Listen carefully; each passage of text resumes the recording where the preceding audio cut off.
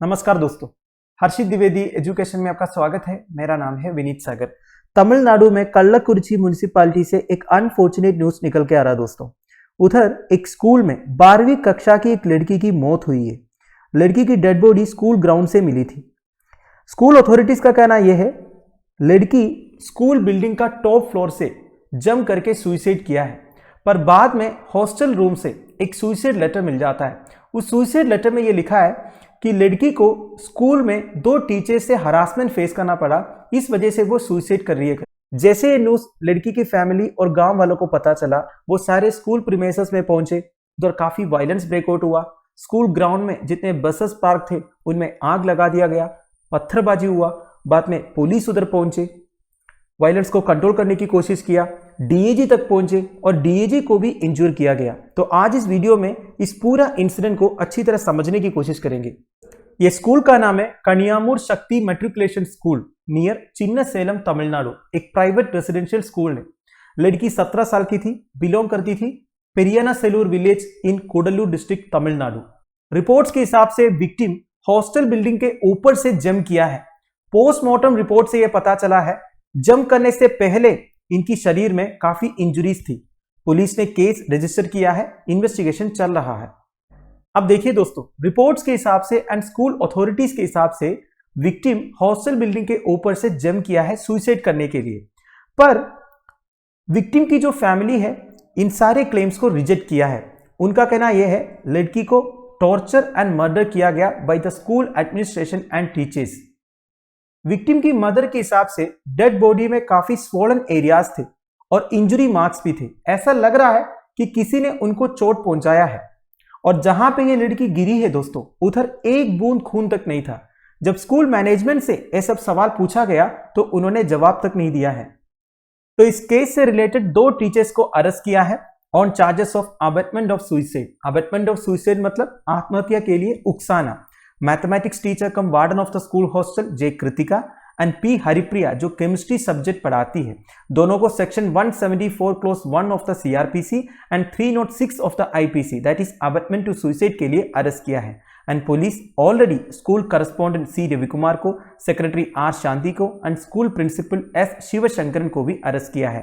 At the same time चिन्न Salem police 128 people को arrest किया on charge on damaging public property and writing. Investigations तो अभी चल रहा है दोस्तों, उसके बाद ही पता चलेगा एक्चुअली क्या हुआ था, पर जो भी हुआ है अनफॉर्चुनेट हुआ है। May her soul rest in peace. Recent similar cases भी देखते दोस्तों। आजकल इस तरह के सिमिलर केसेस सुनने को मिल रहा है दोस्तों अलग अलग कॉलेजेस से। जैसे कि बीजेबी कॉलेज ओडिशा से एक न्यूज आया था, +3 first year girl student suicide की थी। सुइसाइड नोट में ये लिखा हुआ था उनका रैगिंग हुआ था और 3 सीनियर्स ने उन्हें टॉर्चर किया था करके। लास्ट अप्रैल में Bhima Bhoi medical college and hospital at Balangir Odisha में एक first year MBBS student Nishant Kumar suicide किया था। कॉलेज हॉस्टल बिल्डिंग से वो जंप किया था। फिर देखिए पुणे सिटी ऑफ महाराष्ट्र में 21 साल का एक इंजीनियरिंग स्टूडेंट कैंपस प्लेसमेंट नहीं मिलने पर सुइसाइड किया था। साथ साथ में दोस्तों anti ragging laws in India कौन कौन सा है ये चेक कर लेते हैं। वैसे रैगिंग ओरिजिनली एक वेस्टर्न कॉन्सेप्ट है। इसका मतलब यह है social interaction between seniors and juniors in schools and colleges. तो बस एक सोशल इंटरेक्शन होता है रैगिंग। पर आपको पता है दोस्तों ये जो इंटरेक्शन है कभी कभी ब्रूटल हो जाता है, इनह्यूमन हो जाता है, एंटी सोशल हो जाता है। वैसे सेंट्रल लेजिस्लेशन क्या क्या है दोस्तों रैगिंग को प्रिवेंट करने के लिए? एक तो इंडियन पीनल कोड में प्रोविजन है, फिर यूनिवर्सिटी ग्रांट्स कमीशन रेगुलेशन से दोस्तों रैगिंग को कर्व करने के लिए बेसिकली हायर एजुकेशनल इंस्टीट्यूशंस में ये 2009 का रेगुलेशन है। फिर एक एक इंस्टीट्यूट का स्पेसिफिक रेगुलेशन से रैगिंग को प्रिवेंट करने के लिए। एंटी रैगिंग कमेटी, हर इंस्टीट्यूशन में एक एंटी रैगिंग कमेटी होना चाहिए। इसे नॉमिनेट एंड हेड करना चाहिए हेड ऑफ द इंस्टीट्यूशन। और कौन कौन रिप्रेजेंटेटिव्स होगा? एक तो सिविल एंड पुलिस एडमिनिस्ट्रेशन के रिप्रेजेंटेटिव्स चाहिए, लोकल मीडिया के रिप्रेजेंटेटिव्स चाहिए, non government organisations involve in youth activities के रिप्रेजेंटेटिव्स चाहिए, रिप्रेजेंटेटिव्स ऑफ फैकल्टी मेंबर्स चाहिए, पेरेंट्स के रिप्रेजेंटेटिव्स चाहिए, representatives of students belonging to the freshers category as well as senior students चाहिए। देखिए सबसे ज्यादा रैगिंग होता है फ्रेशर्स के साथ, तो उनके रिप्रेजेंटेटिव्स भी चाहिए एंटी रैगिंग कमेटी में। फिर नॉन टीचिंग स्टाफ चाहिए and shall have a diverse mix of membership in terms of levels as well as gender. देखिए डाइवर्स मेंबरशिप चाहिए, मतलब हर लेवल का मेंबर्स चाहिए एंड हर जेंडर का भी, मतलब मेल एंड फीमेल मेंबर्स भी चाहिए एंटी रैगिंग कमिटी में। एंटी रैगिंग स्क्वाड्स भी सेटअप करते हैं इंस्टीट्यूशंस में। बेसिकली इनका काम है ये इंश्योर करना कि कॉलेज में या हॉस्टल में रैगिंग नहीं हो रहा है, और हर इंस्टीट्यूशन में ऐसा पब्लिकली पब्लिश करना चाहिए कि उधर रैगिंग टोटली बैंड है। जो भी रैगिंग करते हुए पकड़े जाएंगे उनके अगेंस्ट एक्शन लिया जाएगा। फिर देखिए कॉलेज का जो ब्रोशर्स होता है, एप्लीकेशन फॉर्म होता है, एनरोलमेंट फॉर्म होता है, उधर ये सारे गाइडलाइंस मेंशन होना चाहिए। मतलब रैगिंग के रिगार्डिंग सुप्रीम कोर्ट के डायरेक्शंस क्या क्या है, सेंट्रल एंड स्टेट गवर्नमेंट के डायरेक्शंस क्या क्या है, ठीक है। और एक अंडरटेकिंग होना चाहिए दोस्तों इंग्लिश एंड हिंदी में, जिसे पेरेंट और गार्डियन को साइन करना है। और स्कूल लीविंग सर्टिफिकेट में स्टूडेंट का बिहेवियरल पैटर्न के बारे में भी मेंशन होना चाहिए।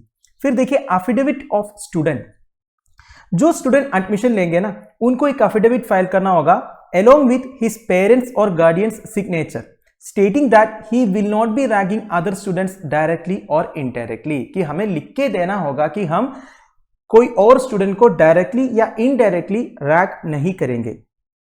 अब देखिए दोस्तों सेंट्रल लेजिस्लेशन के अलावा और भी गवर्नमेंट बॉडी से जो अपने लॉस बनाया है रैगिंग को प्रिवेंट करने के लिए। For example all India council for technical education, medical council of India का देयर ओन रेगुलेशन से to prevent ragging. All India council of technical education का prevention and prohibition of ragging in technical institutions, universities including deemed to be universities imparting technical education regulations 2009 है। इसके अंदर काफी सारे provision है दोस्तों ragging prevent करने के लिए। Similarly medical council of India का prevention and prohibition of ragging in medical colleges institutions regulations 2009 है under section 33 of the Indian medical council act 1956।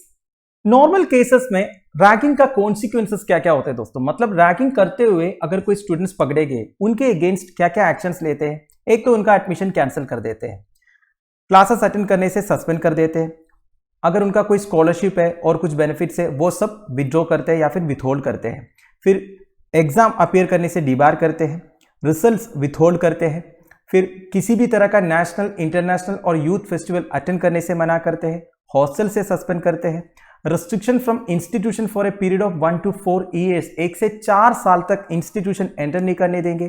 फिर देखिए expulsion from an institution and bearing from admission in any other institution, किसी और institution में भी admission लेने नहीं देंगे। फिर फाइन है अप टू ₹25,000। इतने सारे रूल्स एंड रेगुलेशंस होने के बावजूद अभी भी कई सारे colleges and higher educational institutions में रैगिंग होते हैं दोस्तों। जैसे कि मैंने आपको 2-3 केस बोला था जिसमें स्टूडेंट्स सुसाइड तक किए। खैर रैगिंग तो colleges and higher educational institutions में होता है, पर इस केस में जो हुआ है दोस्तों ये तो टीचर्स की तरफ से टॉर्चरिंग हुआ है। वैसे अभी तो इन्वेस्टिगेशन चल रहा है दोस्तों, अगर ये प्रूव हो जाता है कि सच में टीचर्स ने इस तरह इस लड़की के साथ किया है तो ये बहुत बड़ी गलती है, बिल्कुल अनएक्सेप्टेबल है। वो जो टीचर है वो भी किसी बच्चे की माँ होगी, किसी हस्बैंड की वाइफ होगी, हो सकता है उनकी भी 12 या 13 साल की लड़की या लड़का हो, तो उसके लिए इन्हें स्ट्रिक्ट पनिशमेंट्स मिलना चाहिए, एक एग्जाम्पल बनाना है बाकी सबके लिए। जो भी है दोस्तों इस बारे में आपका क्या राय है आप मुझे कमेंट बॉक्स में प्लीज बता दीजिएगा। Thank you for watching, bye bye, have a nice day.